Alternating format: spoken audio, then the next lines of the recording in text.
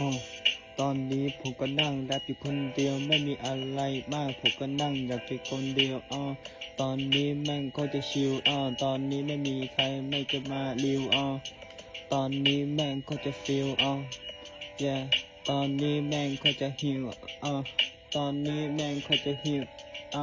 เรื่องแม่งก็จะเฟกตอนนี้กูจะเค้กกูไม่มีอะไรมากกูอยากจะบอกกับเพกบอกกับเพื่อนบอกกับพี่บอกกับน้องบอกกับเพื่อนบอกกับพี่บอกว่าแม่งมันเฟกกูไม่มีอะไรมากแค่จะเปิดบีทแล้วก็ร้องเพลงอยากจะลามมากกูไม่มีอะไรมากก็ให้ฝากคุยใหม่อันนั้นมาโดยชัวว่ากูไม่แคร์อะไรมากเว้ยกับพวกแม่งที่ไม่จริงใจเว้ยกูแรปอยู่ในฮูด It's be in the cute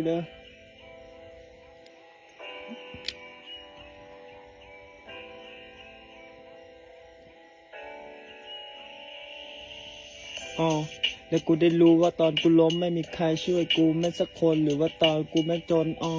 ตอนนี้กูได้รู้ว่าสังดานของแต่ละคนแม่งมันเป็นยังไงมันก็ลืมกันไปหมดแล้วตอนนี้แม่งไม่เหลืออะไรแล้วตอนนี้แม่งมันไม่มีแล้วคำว่าเพื่อนพี่น้องมันไม่มีสักคำแล้วเว้ยตอนนี้กูจะอยากจะรามตอนนี้หัวกูแม่งคนรำคาญกับเรื่องเดิมๆสิ่งต่างๆแม่งคนรำคาญ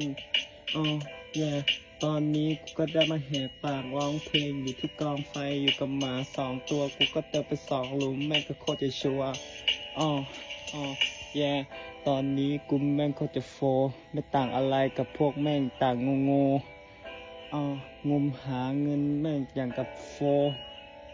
สุดท้ายแม่งก็ตายไปกับโตดิ